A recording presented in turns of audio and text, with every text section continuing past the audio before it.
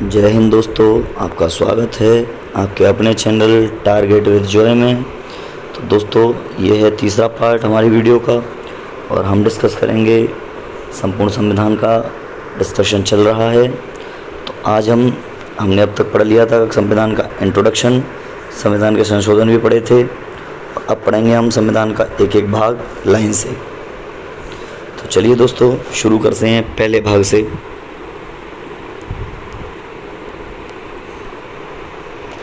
तो भाग नंबर 1 से शुरू करते हैं और पूरा संविधान देखते हैं। देखिए दोस्तों, भाग नंबर 1 है आर्टिकल यानी अनुच्छेद 1 से लेकर अनुच्छेद 4 तक। अनुच्छेद 1 से लेकर अनुच्छेद 4 तक। देखिए मैंने यहाँ पे इंग्लिश में हेडिंग लिखी है, बाकी जो नीचे लिखा हुआ है वो हिंदी में लिखा हुआ है, तो कन्फ्यूज ना हो, क्योंकि क्या करते हैं एग्जामिनर कभी कभी इंग्लिश में भी दे देता है।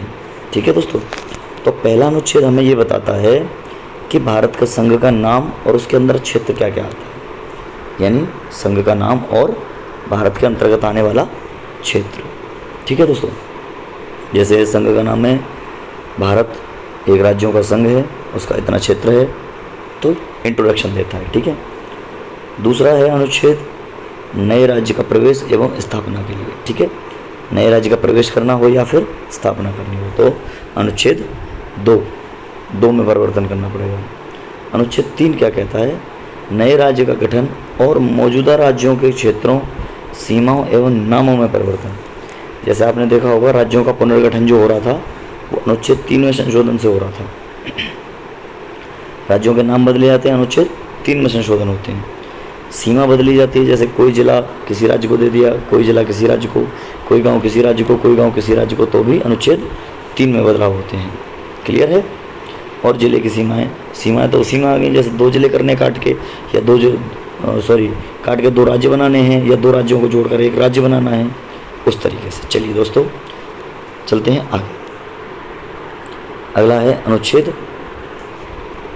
भाग 2 है अगला। भाग 2 अनुच्छेद 5 से लेकर अनुच्छेद 11 तक है। चलिए डिस्कस करते हैं। अनुच्छेद 5, संविधान के प्रारंभ में नागरिकता। देखिए नागरिकता अपने आप में बहुत बड़ा कॉन्सेप्ट है।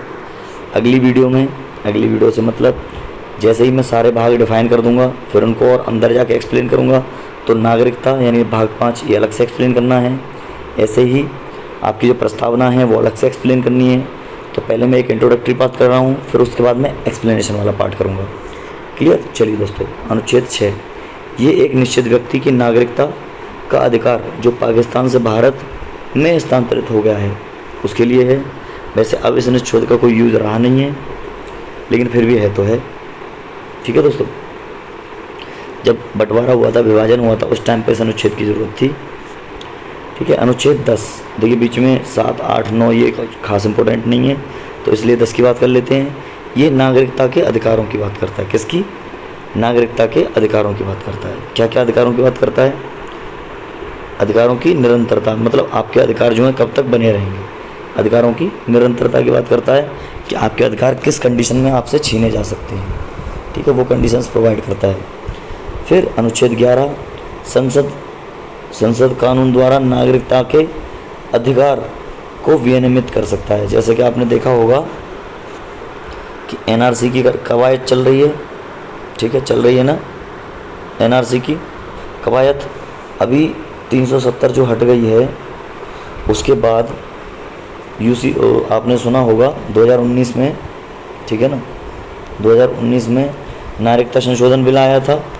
ठीक है ना, जिसका खूब विरोध हुआ था, तो वो इसी में परिवर्तन करके लाया गया था।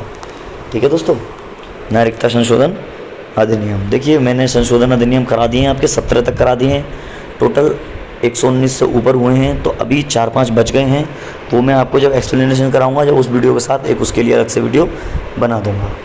ठीक है दोस्तों, चलिए आगे बढ़ते हैं। अब भाग 3 की बात करते हैं। देखिए भाग 3 बहुत इंपॉर्टेंट है।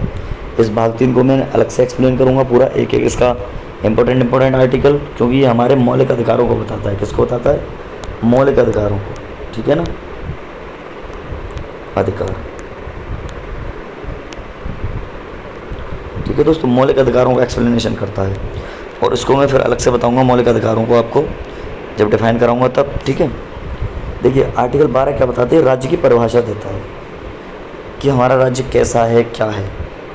और 13 उनको मौलिक अधिकारों से असंगत या उनके अल्पीकरण करने वाला कानून है। कैसा है ये?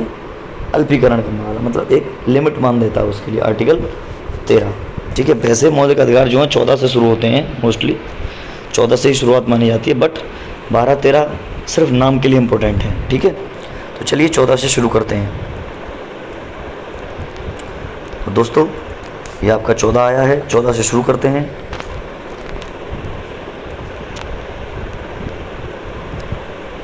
देखिए, इम्पोर्टेंट फंडामेंटल राइट्स, इसके बारे में कुछ पढ़ ले रहे हैं। कुछ महत्वपूर्ण फंडामेंटल राइट्स थे, उनमें संशोधन हुआ है। ठीक है, वैसे तो मैं एक्सप्लेन करूंगा जब पढ़ाऊंगा, लेकिन एक बार फिर भी समझ लीजिए। प्रारंभ में 7 थे बुनियादी मौलिक अधिकार। जो संपत्ति का अधिकार था उसको, जो 31 के अंदर में था, आर्टिकल, अंडर आर्टिकल, इसका U/A का मतलब होता है अंडर आर्टिकल। ठीक है, इसका मतलब अंडर, इसका मतलब आर्टिकल। अंडर आर्टिकल 31 जो 31 में था, मैंने आपको बता दिया था। अब केवल 6 बचे हैं। मैं आपको ये शुरुआत में बता चुका था जब पूरा एक्सप्लेन कर रहा था ना कि इतने भाग होते हैं, इस भाग में इसके बारे में, इस भाग में इसके बारे में।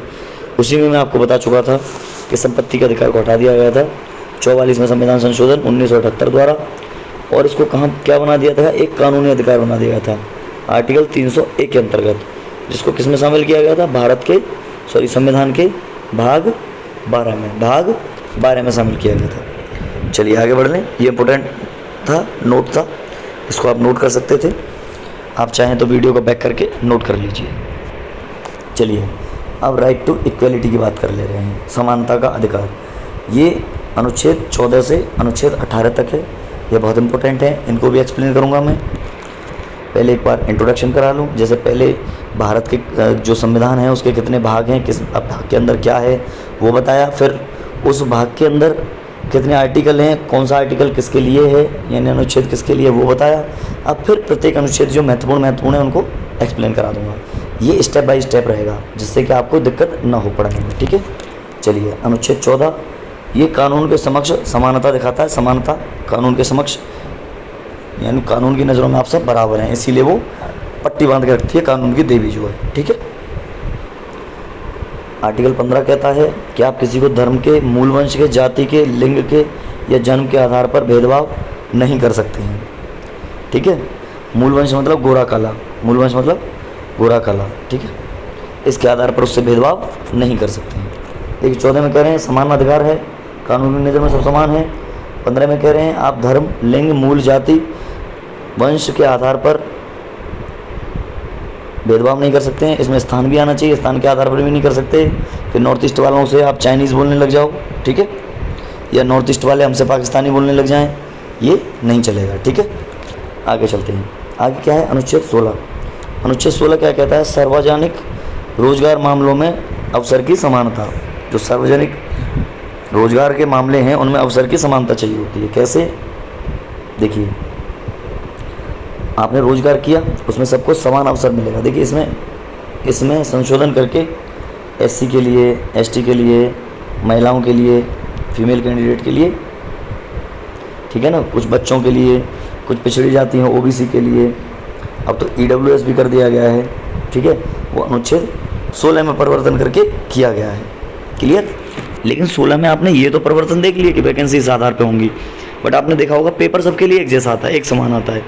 पेपर में कोई छूट नहीं है। मेरिट में छूट मिल सकती है बट पेपर में नहीं मिलती, क्योंकि अगर पेपर में भी छूट देने लग जाते तो आर्टिकल 16 ख़त्म ही हो जाता बिल्कुल।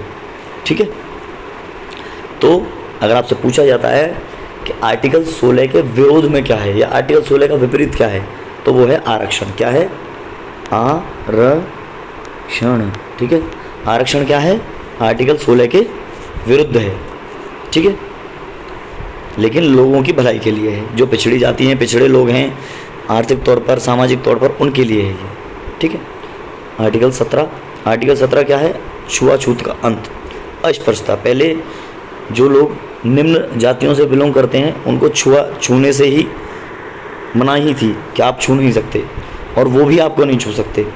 ठीक है ना, तो अब उसको हटा दिया गया है। ठीक है, अनुच्छेद 17 के तहत, यानी कोई छुआछूत फैलाता है या छुआछूत को प्रमोट करता है तो वो क्या कर रहा है? अनुच्छेद 17 का, यानी मौलिक अधिकारों का हनन कर रहा है। ठीक है, इसके लिए आप सुप्रीम कोर्ट में जा सकते हैं 32 के तहत, आर्टिकल 32 के तहत, या हाई कोर्ट में जा सकते हैं 226 के तहत। ये मैं आगे पढ़ाऊँगा आपको, ठीक है दोस्तों। चलिए आगे बढ़ते हैं। आगे है अनुच्छेद 18। आगे क्या है? अनुच्छेद 18, उपाधियों का उन्मूलन। जैसे पुराने ज़माने में उपाधि दे दी जाती थी ना, जैसे गांधी जी को दे दी केसर हिंद की उपाधि, लाला लाजपत राय को कोई उपाधि दे दी, किसी को शेरे पंजाब, किसी को शेरे बंगाल, तो ये सारी उपाधियों का उन्मूलन कर दिया गया। सिवाय किन के? देखिए कुछ उपाधियाँ हैं जिनको छोड़ा गया है, वो डिस्कस करके मैं आपको बताता हूँ। जैसे आपके एजुकेशन की, ठीक है ना, एजुकेशन की, मिलिट्री की, इनको छोड़कर, ठीक है। और इसी में अनुच्छेद 18 में ही संशोधित करके भारत रत्न, ठीक है ना, जो भारत रत्न और जो अन्य पुरस्कार दिए जाते हैं वो इसी में दिए जाते हैं। बट आप अपने नाम के आगे, जैसे आपको भारत रत्न मिल गया है तो आप अपने नाम के आगे भारत रत्न यूज़ नहीं कर सकते हैं। एजुकेशनल डिग्रीज़ को और मिलिट्री वाली डिग्रीज़ को यूज़ किया जा सकता है। क्लियर है दोस्तों? चलिए आगे बढ़ते हैं। अगला है हमारा right to freedom of speech, यानी बोलने की, कहने की आज़ादी किस प्रकार मिलेगी? चलिए देखते हैं।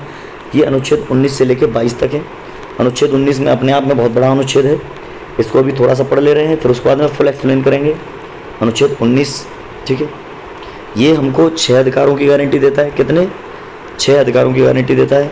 कौन से 6 अधिकार हैं? पढ़ते हैं चलिए, ठीक है। 19A के तहत, 19A के तहत क्या आता है? इसको कहते हैं 19A, ठीक है, इसको ऐसे लिख दूँ 19A, ये 19B ऐसे है, ठीक है। तो भाषण एवं अभिव्यक्ति की स्वतंत्रता, भाषण एवं अभिव्यक्ति की स्वतंत्रता, इसी के अंदर आपकी आ जाती है क्या? अखबारों को, अखबार वगैरह होते हैं ना, अखबार या न्यूज़ चैनल, उनको जो स्वतंत्रता मिलती है वो भी 19A के तहत ही मिलती है। यानी आप अपनी बात रख सकते हैं, आपकी उसको आ जाती है आपको उसकी, ठीक है। दूसरा है 19B। 19B में क्या? शांतिपूर्वक और बिना हथियार के इकट्ठा करे। कैसा होना है आपको? एक तो शांतिपूर्वक तरीके से होना है और बिना कोई हथियार हाथ में लिए इकट्ठा होना है, ठीक है। किसके लिए? मीटिंग वगैरह करने के लिए आप इकट्ठा हो सकते हैं, ठीक है।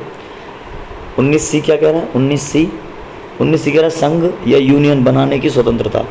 आप जैसे सहकारी संघ बनाते हैं, ऐसे ही कोई भी एक यूनियन और संघ बना सकते हैं, यानी कोई आप पार्टी भी बना सकते हैं, कोई आप जो है समाज की भलाई के लिए जो यूनियन या संघ चलते हैं वो बना सकते हैं। बट वो भलाई के लिए होनी चाहिए, जिससे कि किसी के मौलिक अधिकारों का हनन न हो, आप प्राइवेट या पब्लिक संपत्ति को नुकसान न पहुंचाएं, ठीक है। उसके बाद देश के यानी भारत के किसी भी क्षेत्र में स्वतंत्र रूप से घूमने की स्वतंत्रता। अब आप ये नहीं कह सकते हमें राष्ट्रपति भवन में घूमना है, कुछ जगह पर रिस्ट्रिक्शंस हैं, बाकी आप देश में कहीं भी घूम सकते हैं, ठीक है दोस्तों। वो जब पूरा एक्सप्लेनेशन पढ़ेंगे जब देख लेंगे, अभी इंट्रोडक्टरी पार्ट है। चलिए नेक्स्ट क्या है? नेक्स्ट है भारत के किसी भी हिस्से में निवास करने और बसने की स्वतंत्रता। यानी आप भारत के किसी भी हिस्से में घूमने तो जा ही सकते हैं, वहाँ पर बस भी सकते हैं और रह भी सकते हैं, लेकिन कुछ जगह हैं जहाँ आप नहीं रह सकते। जैसे अंडमान निकोबार में सेंटिनल आइलैंड है। कौन सा है? सेंटिनल आइलैंड, आप वहाँ नहीं जा सकते, कुछ एक्सेप्शन है, ठीक है। ऐसी जगह जहाँ पर प्रकृति की या गवर्नमेंट की या जाति जनजाति जो रहती हैं उनकी अगर सामाजिक व्यवस्था को कोई खतरा है आपके जाने से या किसी और के जाने से, तो आप वहाँ पर नहीं जा सकते हैं, ठीक है। और इसको छोड़ दिया गया है, F को हटा दिया गया है। क्लियर? जब मैं एक्सप्लेनेशन पढ़ूंगा उसकी पूरी एक्सप्लेनेशन दूंगा, क्यों हटा, क्या क्या था इसमें, ठीक है। आगे बढ़ते हैं। ऑप्शन अब आएगा 19 का जी। क्या कहता है? कोई भी पेशा आप चुन सकते हैं या कोई भी व्यवसाय चुन सकते हैं या व्यापार चुन सकते हैं, सब चुनने के लिए आप स्वतंत्र हैं। लेकिन आप कहें कि हम तो सब शराब बनाएंगे, शराब बना के बेचेंगे, तो भैया परमिशन लेनी पड़ेगी उसके लिए, ठीक है ना। तो कुछ में गवर्नमेंट का रिस्ट्रिक्शन है। चलिए आगे बढ़ते हैं। अनुच्छेद 20 की बात कर लेते हैं। अपराधों के लिए दोष सिद्ध के संबंध में संरक्षण। देखिए, अगर आप दोषी घोषित हो गए हैं, ठीक है, जब आप दोषी घोषित हो गए हैं तो आपको सज़ा मिलेगी। लेकिन अगर आप जब तक दोषी घोषित नहीं हुए हैं, जब तक आपसे एक नागरिक के भांति ही व्यवहार किया जाएगा। आपको अपने खुद के विरुद्ध गवाही देने का भी अधिकार नहीं है। ये 20 के अंतर्गत पढ़ेंगे हम, मैं पढ़ाऊँगा। कोई भी आपको फोर्स नहीं कर सकता कि आप अपने विरुद्ध गवाही दीजिए, ठीक है। अब उसके बाद अनुच्छेद 21 क्या कहता है? जीवन और व्यक्तिगत स्वतंत्रता। जीवन और व्यक्तिगत स्वतंत्रता में क्या आता है? देखिए, आपको जीने का अधिकार है, आप आत्महत्या नहीं कर सकते हैं, ये कानूनन अवैध है। अगर आप किसी रोग से या किसी चीज़ से पीड़ित हैं तो आप राष्ट्रपति के सामने पिटीशन डालेंगे पिटीशन में आप राष्ट्रपति से इच्छा मृत्यु का ऑर्डर मांगेंगे या परमिशन मांगेंगे, ठीक है, वो तरीका है। दूसरा, व्यक्तिगत स्वतंत्रता का मतलब होता है कि कोई भी महिला है उसकी एक डिग्निटी होती है, महिलाओं की सम्मान होता है, आत्मसम्मान होता है, उसकी सुरक्षा करना उनका और उनसे ज़्यादा बाकी लोगों का धर्म होता है। जैसे आप अगर किसी महिला को 10 सेकंड से ज़्यादा घूरते हो तो महिला आपके ऊपर केस कर सकती है, या किसी महिला को आप इंटेंशनली टच करते हो और अभद्रता करते हो, वो भी इसके अंतर्गत आता है, ठीक है। इसी के अंतर्गत आपको सज़ा मिल सकती है। वो महिला आर्टिकल 32 का यूज़ करके कहाँ जा सकती है? सुप्रीम कोर्ट जा सकती है, और 226 का यूज़ करके हाई कोर्ट जा सकती है। क्लियर? और ऐसा नहीं है महिलाएं, पुरुष भी जा सकते हैं, बट क्योंकि समाज में महिलाओं के प्रति ज़्यादा रहते हैं अत्याचार, इसलिए महिलाओं का एग्जाम्पल दे दिया जाता है। चलिए आगे बढ़ते हैं। आर्टिकल नंबर 22, कुछ मामलों में गिरफ्तारी और हिरासत से संरक्षण, ठीक है। हिरासत में लेने से या गिरफ्तारी से संरक्षण कैसे? देखो, अगर आपको पुलिस गिरफ्तार करती है तो 24 घंटे के अंदर अंदर आपको नज़दीकी न्यायालय में या मजिस्ट्रेट के यहाँ पेश किया जाएगा। आपको आपके खुद के खिलाफ गवाही देने के लिए मजबूर नहीं किया जा सकता है, ठीक है। महिलाओं को पुरुष सिपाही गिरफ्तार नहीं कर सकते हैं, विषम परिस्थितियों में किया जा सकता है, बट अगर महिला सिपाही मौजूद है तो वो सिपाही या महिला पुलिस जो भी अवेलेबल है वो उसको अरेस्ट करेगी। दूसरी बात, किसी भी महिला को रात के 10 बजे के बाद में अरेस्ट नहीं किया जा सकता है, उसको हाउस अरेस्ट किया जा सकता है, बट थाने में बंद नहीं किया जा सकता है। कुछ इस प्रकार के कानून हैं जो इसके अंतर्गत हम पढ़ेंगे। तो चलिए दोस्तों, इसी के साथ आर्टिकल 22 तक हमने करा दिया है। बाकी का करते हैं अगली वीडियो में, क्योंकि वीडियो लंबी हो जाएगी और ज़्यादा लंबी वीडियो से आप बोर होते हैं। तो दोस्तों, यहीं तक था। देखते रहिए और अपने चैनल को सब्सक्राइब करिए, लाइक कीजिए, ठीक है ना, शेयर कीजिए, ठीक है, लाइक कीजिए, शेयर कीजिए और सब्सक्राइब कीजिए। तो जय हिंद दोस्तों, मिलते हैं अगली वीडियो में।